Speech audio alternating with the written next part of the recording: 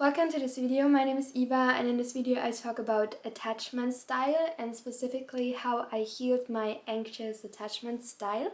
And obviously I'm a nutritionist, so I'm not a psychologist or health, mental health professional. So this is really just based on my experience, and it's just a short introduction because attachment theory, it's this huge thing and I've been studying it for a year kind of. So it's really this huge area, but I just want to share how I overcame or handle my anxious attachment style, and because it made such a huge benefit to my life, and I just want to give a very short overview introduction to this topic so that hopefully some people see it and hopefully gain a little bit understanding of what an anxious attachment style is and how you can heal it. So what are attachment styles? As I understood, attachment styles are really how you attach with people. They are created in childhood, and it's how you interact, how you relate to people. And it's not only in relationships but also with when you're a mother or a dad and you interact with your children, or it can also translate to your workplace. So a lot of different areas your attachment style will show.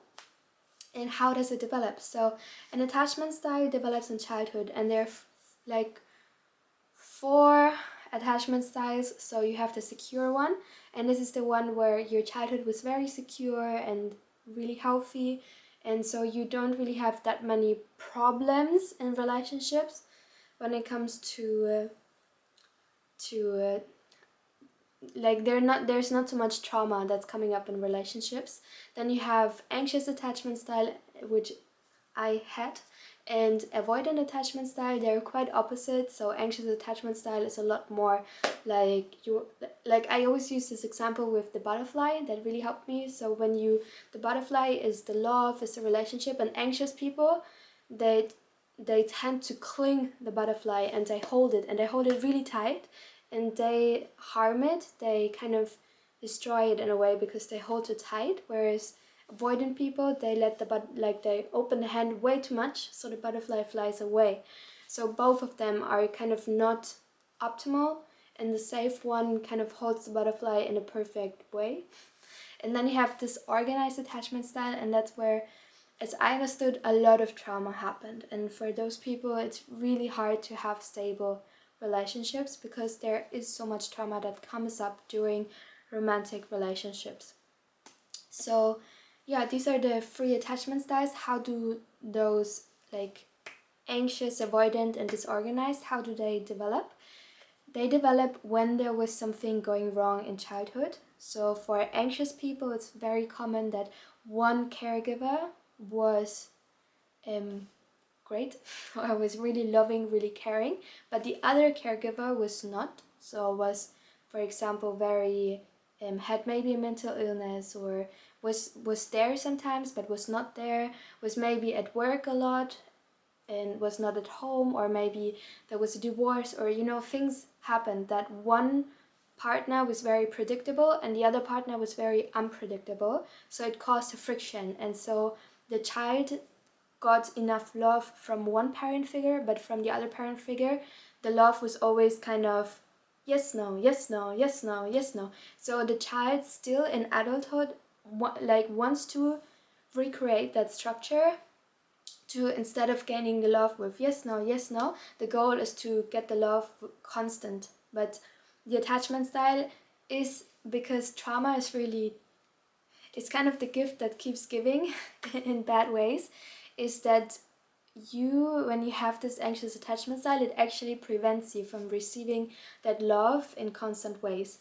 And yeah, so basically, how does an insecure attachment style develop? Something went wrong in childhood, and this can be a lot of different reasons. Like another reason is when it's, for example, your parents were, they had money problems, so they were working all the time, or they maybe had mental illness and addiction, so many different things that could, or maybe they were just not accepting of you, they didn't have time for you, so a lot of different things. But something happened in your childhood that maybe also it was not your parents' fault, but other things happened to you, but something in your childhood was not right.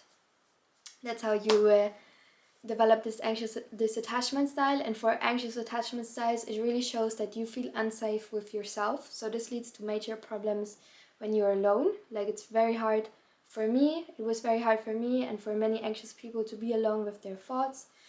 Yeah. So, and now the question: how and why do you want to change this attachment style? I think that this is just so important to understand that, because when you have an insecure attachment styles, it really harms your relationship in many different ways. And in this video I'm just talking about the anxious attachment styles and in ways that the anxious attachment styles harms the relationship. So for example, for many anxious people, they tend to have a very controlling behavior, like, where are you going, where have you been, what are you doing?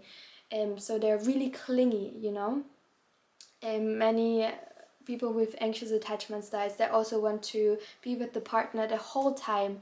They, for some of them, it's really hard to to create their own life aside from their partner, and they also have the notion that their partner needs to save them. And also, what some people with anxious attachment style do, they tend to have protest behavior. So they always want constant attention, and when they don't get constant attention, that subconsciously they want to have ways to get that attention. So when you don't study your attachment style and when you don't become aware of what's happening subconsciously, you can fall into traps of protest behavior, such as you don't get attention from your, for example, boyfriend, so you try to get the attention from other male people, or from other people, so you flirt with other people, and some people cheat. Also, you, if you don't get enough attention, you just start a fight, not because something went, like, not because of something specific, but just because fighting is still better than not receiving any attention. So, like, these are just some things that happens when people are not aware of their attachment styles. And also, for example, why you want to heal from this anxious attachment style, because obviously it also affects you in a negative way. So people with anxious attachment style, they're usually in relationships, they're always anxious. Like, it's like they're always kind of afraid their partner will leave you, and like, you're never really relaxed, and it's not a great state of mind to be in. You really want to give yourself that, you want to feel healthy and you want to feel calm. Also, what really harms relationships is when you, like, anxious people, they tend to put like, that's actually something that happens to um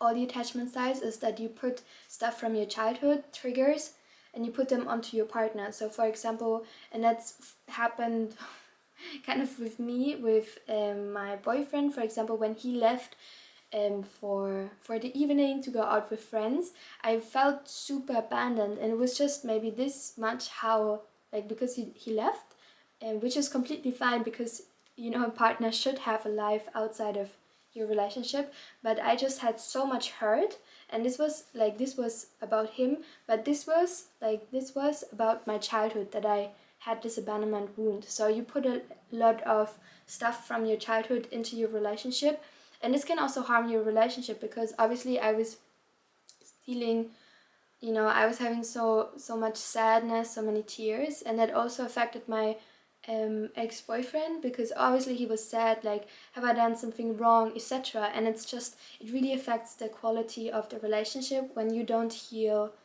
those trauma, and when you don't heal your attachment style.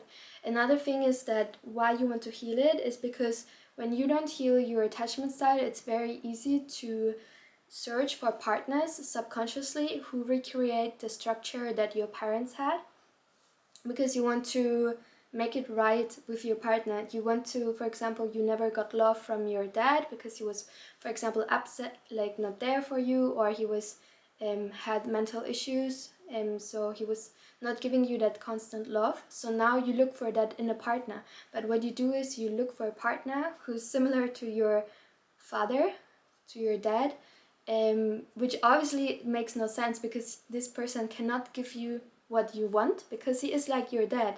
So when you heal your anxious attachment style, you actually become conscious about the subconscious, and you can start to really become aware of, okay, is this person like my dad? Yes, I'm not gonna date him because I know that he cannot give me what I need. So really important, you deserve to have healthy, stable relationships, and you deserve to be healthy for yourself. So that's why you need and why you have to heal your attachment style, and why it is so important to do all those healing steps that I'm going to talk about now. So, how to heal this anxious attachment style. I'm just going to share with you the steps that really helped me to heal it. So first of all, you need to learn everything you can about attachment style, about your own attachment style, about also the other attachment styles. You need to learn, study. There are really a great books out there. So there's this book, it's called Attached. I think it's like 400 pages, but it's a really great introduction into attachment style theory, because it really explains the different attachment styles. My only critique is that it's quite pro-anxious attachment style, and it really puts down the avoidant attachment style. And I think that in reality, both avoidant and anxious are both harmful for a relationship. So, but it's a really great introduction, so definitely read it. There's a lot of different books.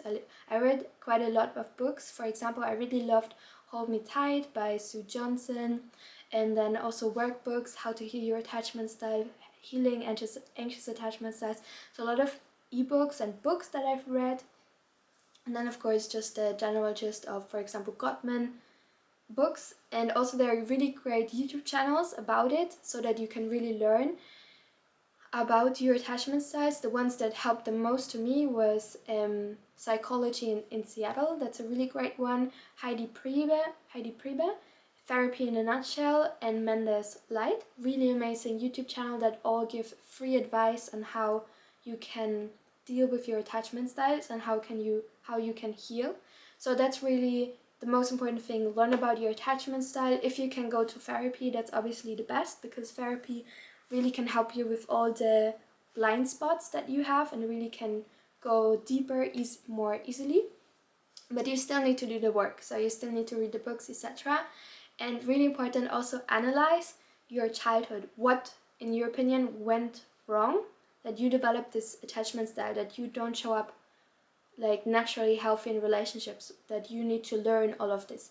What happened? Learn about your parents' dynamic, how was their relationship like, learn about your parents' past, why do your parents act the way they do, and especially usually people with an disorganized attachment style, they tend to, like anxious, avoidant, disorganized, they tend to have a very complicated relationship with one of their parent figures.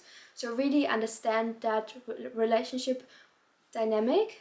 Why is it complicated? And also, in my opinion, and from my experience, that was really great to heal, kind of try to heal that relationship dynamic you had with this, complicated parent figure. And that was, for me, the main key to heal that relationship, to really understand why does this parent figure act the way they do, and forgive them, accept them, grieve the relationship. It's a whole process that has to happen, but it's very worth it, because if not, you just try to reenact this dynamic in your relationships. Obviously it's harming your relationships. So learn about it, study it. The goal is to make the subconscious conscious, so that you can become conscious of it and you can actually work with it. That's the whole main goal. Really important. Number 2 of the things you need to do for people with an anxious attachment styles, and that's helped me a lot: do things on your own and become your own best friend, become your own parent figure, and reparent yourself. So when things went wrong in your childhood, and you, for example, have this negative voice in your head, you have to step up and you have to fight against that negative voice and replace that negative voice with all of the positive affirmations. And you really have to start the process of reparenting yourself in ways that you want to be parented. That's really helpful. and also learn to live by yourself. I think that was a tremendous step for me. I did this while I was traveling 4.5 months in Asia, because I think solo traveling is a little bit like living alone, because you are so much, you have so much time to think, you're a lot by yourself. And that was really horribly hard for me, because just being alone with myself, it's unbelievable hard, but it's really what heals you. And I think the hard things, this whole healing process, it can be unbelievable hard and painful, and there's so many emotions that can come up, but it is ultimately what will set you free. So just really learn to be by yourself, learn to have kind of a personality without a partner, learn to deal with your emotions. I'm gonna talk about that in the end of the video. And just know yourself outside of a relationship context. And you don't need to break up. When you're maybe right now in a relationship, you don't need to necessarily break up now. You just need to find ways where you can do things on your own. Let it be, for example, go alone for a walk, or maybe go for a weekend on a solo trip. Just do things on your own and get to know yourself. And that was really, really important. And with that, now the next step is to learn how to communicate. And communication is because in the end, even though we heal our attachment styles, sometimes in some situations it can still come up a little bit. So it's just really important to learn how to communicate about our attachment style, and how to let our partner know, like, hey, I'm feeling really anxious, but it's not your fault. It's just something from my childhood. Can you give me a hug? Or, hey, please really don't take it personally. I just feel so left alone right now, but it's not you. Like, you do so many great things for me, thank you for being here for me, but it's just from my childhood, something comes up. So let your partner know those things and what you're going through, and explain things to your partner and communicate those things. And again, that's what you learn in reading books, going to therapy, and on YouTube there's a lot of great information. So really important to learn how to communicate that. And then what was like very healing for me was actually the breakup, because I think before this breakup I couldn't imagine not being with my ex-boyfriend, and I think this breakup was unbelievable painful for me, and was definitely the most, so far, the most, painful thing that I've gone through, because so much also from my childhood came up during this breakup. But in the end, I think it set me free, because now I know, first of all, there are more people out there. There's not just this one soulmate, but there are many soulmates that you can create a healthy relationship with. And the second one is that when I have a partner and for whatever reason we will break up, that I will be fine. It might take me a few months, a few years, a few decades to be fine again, but eventually I will be fine, and I will find a way to enjoy life. And I think that was very healing for me, and it took a lot of pressure off, like, it will put a lot of pressure off the next relationship that I have, because I know, hey, I'm whole on my own. I can live my life kind of emotionally on my own. And if the relationship would broke, maybe for some time I will not be okay, but eventually I will be okay. So this inner groundedness for me has definitely changed with this breakup. And now the last step that was really helpful for me was to heal my anxious attachment style, was to learn how to deal with my own emotions, especially my anxiety. So I had in a relationship a lot of anxiety. It was really this roller coaster. It was just filled with a lot of anxiety. I'm afraid that my partner will leave me, even though my partner was really nice to me. Or I'm afraid that, just all the time, so much anxiety. And what really helped me with that was to make a meditation. And that meditation, because I feel my anxiety in my chest and in my throat, to really press here and to take deep breath, and then also say positive affirmations like, I'm safe, I'm okay, I can do it. And that really helped me, because before getting to know this meditation, I always looked for people that can calm me down. But when I was alone, there were no people around, so I didn't know how to be calm in a way. But in the end, it's not sustainable. But because exactly what do you do when those people are not around? You kind of fall into a deep hole. And so it's just really important, and it's for me the only sustainable way to deal with my emotions, to give myself that and to do that meditation. And that really helps for me to put pressure on those areas where I feel this emotion. But for other people, it's like different things like tapping. But for me, that's really what works for me. And that's how I could and can handle my emotions now. And I know that when I get into another relationship and, for example, my partner leaves me and for a weekend trip or something, which is completely fine because that's the type of relationship I want to have, dependency, but also interdependency and freedom in a way. So when that happens and I feel, for example, an emotion rising up, like being a little bit scared or a little bit anxious, that I can do that meditation and I feel fine for myself. So that was how I healed my anxious attachment style. It might still come up, but I think the big thing that changed is that I really have found this groundedness within myself. Like I'm a lot more grounded in myself. I know that whatever comes, at least if it's not like this huge trauma, I can deal with it, and I can have those tools like this meditation that really helps me to deal with those emotions that come up. And yeah, so I think it's the last step is to heal your attachment style is to really recognize, okay, trauma happened to you, like you developing this attachment style doesn't come from nothing. There were things that did go wrong in your childhood. To recognize that and to understand it's not your fault, like this had nothing to do with you, you were a child, you didn't know anything.